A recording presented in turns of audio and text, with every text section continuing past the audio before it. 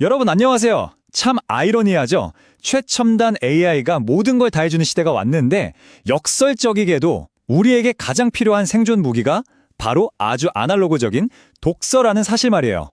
오늘 이 시간에는 국회 세미나에서 다뤄진 아주 흥미로운 자료들을 바탕으로 왜 독서가 지금 당장 우리에게 그리고 국가 경쟁력에 그토록 중요한지 아주 낱낱이 파헤쳐 보겠습니다. 본격적으로 시작하기 전에 아주 도발적인 질문 하나 던져볼게요. 이번 세미나에서 나온 정말 충격적인 일화가 하나 있었는데요. 어떤 분이 중국 출장길에 무인 AI 택시를 타셨대요. 그런데 이 택시가 사람보다 운전을 훨씬 더 안전하게 하는 건 기본이고, 심지어 로봇들이 알아서 자기 배터리까지 척척 교체하더라는 겁니다. 와, 진짜 소름 돋지 않나요? 이렇게 AI가 수십 장짜리 문서도 1초 만에 요약하고 방대한 데이터 분석에 운전까지 완벽하게 해내는 시대에 도대체 우리 아이들은 학교에서 뭘 배워야 할까요? 아니, 우리 어른들은 또 뭘 더 배워야 할까요? 그 정답은 바로 이겁니다. 인간만의 고유한 영역을 키우는 거죠. AI의 가장 큰 무기가 빛처럼 빠른 속도 그리고 엄청난 요약 능력이라면 우리는 비판적인 사고력 그리고 타인과 깊이 공감하는 능력을 키워야만 합니다. 그리고 이걸 길러주는 가장 확실하고 유일한 방법이 바로 깊은 읽기, 즉 독서라는 거죠. 단순한 정보 처리는 싹 다 AI한테 맡겨버리고요. 우리는 그 정보를 바탕으로 이게 진짜인지 가짜인지 옳고 그른지를 판단하고 나만의 통찰을 이끌어내는 진짜 힘을 길러야 한다는 겁니다. 오늘 우리가 다룰 이야기의 전체적인 흐름입니다. AI 시대에 필요한 인간의 무기부터 시작해서요. 지금 대한민국 문해력에 닥친 위기 상황, 그리고 3천만 단어라는 양극화의 원인을 짚어보고요. 이어서 학교, 그리고 우리 집 거실에서 당장 실천할 수 있는 해법까지 아주 빠르게 짚고 넘어가 보겠습니다. 그럼 첫 번째 내용, AI 시대의 인간의 무기부터 보겠습니다. 단순 노동은 물론이고 이제 지식 노동까지 AI가 싹 다 대체하는 지금, 대체 왜 독서가 필수 생존 조건이 된 걸까요? 전문가들은 정말 입을 모아서 이렇게 말합니다. 이제 독서는 그냥 취미나 한가로운 여가 활동이 절대 아니라는 거예요. 말 그대로 치명적인 생존 무기라는 겁니다. 생각해보세요, 여러분. AI는 잠도 안 자고 일하지만 그렇기 때문에 꿈도 꾸지 않죠. 불가능에 도전해보고 상상력을 발휘하고 다른 사람의 아픔에 공감하는 그런 대체 불가능한 인간만의 인지 능력, 이걸 만들어내는 가장 기본적이면서도 아주 강력한 훈련법이 바로 책을 읽는 거라는 뜻입니다. 자, 그럼 두 번째, 대한민국 문해력 위기 상황을 좀 볼까요? 우리가 이토록 중요한 무기를 제대로 갈고 닦고 있을까요? 이순영 교수님이 발표하신 데이터를 보면 와, 상황이 진짜 생각보다 훨씬 심각합니다. 여기에 지난 10년 동안 우리나라 성인들의 읽기 점수 변화가 보이시죠? 솔직히 좀 충격적입니다. 무려 24전이나 뚝 떨어졌거든요. 한때 우리가 OECD 평균을 가뿐히 웃돌던 시절이 있었는데 이제는 하위 10위권으로 완전 곤두박질 쳤습니다. 내 손안의 스마트폰 그리고 하루 종일 보는 그 숏폼 영상들이 우리의 읽는 능력을 얼마나 빠르게 갉아먹고 있는지 진짜 뼈저리게 느껴지는 그런 수치죠. 그런데 이게 어른들만의 문제냐? 아니요. 학생들 상황은 훨씬 더 걱정스럽습니다.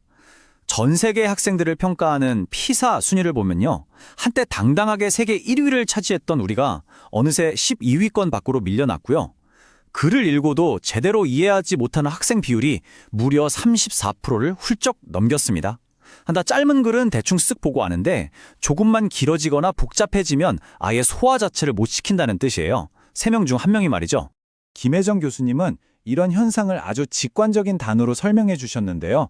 바로 인지적 체력입니다. 길고 복잡한 글에 끈기 있게 집중하고 그걸 비판적으로 이해할 수 있는 일종의 정신적인 지구력을 말하는 거예요. 우리 왜 운동 안 하면 육체적 체력이 확 떨어지잖아요. 그것처럼 1분짜리 쇼츠나 3줄 요약 이런 거에만 길들여지다 보니까 스스로 긴 글을 견뎌낼 수 있는 두뇌의 근력, 즉 인지적 근력이 완전히 쇠퇴해버린 겁니다. 세미나에서 현직 고중학교 선생님 한 분이 남기신 진짜 뼈 때리는 말씀이 있었는데요. 요즘 10대 아이들에게 책을 읽으라고 하는 건 마치 우리 기성세대에게 낯선 전통 판소리를 가르치는 것과 같다. 이렇게 말씀하셨어요. 정말 확 와닿지 않나요? 학생들에게 독서라는 행위가 얼마나 이질적이고 완전히 단절된 문화가 되어버렸는지 그 현실을 아주 적나라하게 보여주는 대목입니다. 이어서 세 번째 파트, 3천만 단어의 문해력 양극화로 넘어가 보겠습니다. 인지적 체력이 떨어지고 책과 멀어지는 진짜 근본적인 원인은 과연 어디서부터 시작되는 걸까요? 이건 단순한 교육 문제를 넘어서 심각한 사회적, 경제적 불평등으로 이어집니다. 화면에 3천만이라는 어마어마한 숫자가 띄어져 있죠. 윤준채 교수님의 연구 결과에 따르면요.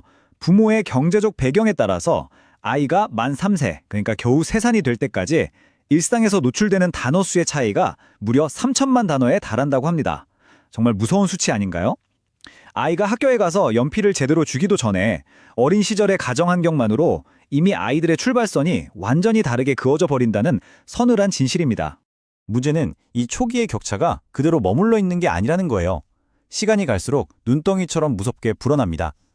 0세에서 3세 사이의 그 언어 상호작용 격차가 초등학교 저학년 때는 한글을 읽고 쓰는 능력의 차이로 벌어지고요. 고학년이 되면 이게 그대로 학업 성취도의 격차로 펑 하고 폭발해버립니다. 그리고 결국 청소년기에 접어들면 세상을 바라보고 이해하는 사고력 자체의 격차로 돌이킬 수 없을 만큼 크게 벌어지게 되는 거죠. 독서교육계에서는 이런 현상을 마태 효과라고 부릅니다. 어릴 때부터 책을 잘 읽는 아이는 점점 더 잘 읽고 앞서가는데 안 읽는 아이는 수습할 수 없을 만큼 걷잡을 수 없이 뒤처져 버리는 일종의 부익부 빈익빈 현상인 거죠. 그렇기 때문에 학교 일반 수업만으로는 도저히 따라가지 못하는 이 하위 15%의 학생들을 절대 그냥 방치하면 안 됩니다. 전문교사들이 적극적으로 개입해서 끌어올려주는 그런 국가 차원의 맞춤형 지원이 지금 너무나도 절실한 상황입니다. 네 번째, 깊은 읽기와 학교 도서관 이야기입니다. 자, 문제의 심각성을 확실히 알았으니까요. 이제 아이들이 하루 중 가장 많은 시간을 보내는 학교로 시선을 돌려서 구체적인 해법을 한번 찾아볼까요? 이병기 교수님이 보여주신 우리나라 학교 인프라의 아주 안타까운 현실입니다. 학교에 영양교사, 보건교사, 상담교사분들은 꽤 계시죠. 그런데 정작 사서교사의 비율은 전국을 다 합쳐도 겨우 1,600명 남짓으로 턱없이 부족합니다. 물론 아이들의 신체 건강이나 신비 상담 너무 중요하죠. 하지만 아이들의 인지적 체력과 문해력을 책임질 사서교사 배치가 이렇게나 철저하게 소외되어 있다는 건 우리가 독서국가로 나아가는 데 있어서 정말 뼈아픈 약점일 수밖에 없습니다. 그래서 이번 세미나의 전문가들은 아주 강력하고 체계적인 시스템 도입을 촉구했습니다. 국가교육과정에 아예 독서를 필수로 딱 못 받고요. 국어 시간에만 책을 읽는 게 아니라 과학, 사회, 수학 등등 모든 교과 시간에 책 읽기를 통합하자는 겁니다. 거기에 유치원부터 자연스럽게 이어지는 독서 거점 학교를 세우고 앞서 말한 사서교사를 대대적으로 확충해야만 이게 단순한 구호로 끝나지 않고 진짜 현실이 될 수 있다는 뜻이죠. 마지막 5번째, 독서 국가를 위한 과제입니다.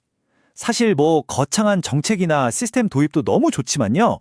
결국 가장 실질적인 변화는 우리의 평범한 일상, 바로 우리 집 안에서부터 시작되어야 합니다. 세미나 현장에서 4살짜리 아이를 둔 어머니가 아주 간절하게 질문을 하나 하셨어요.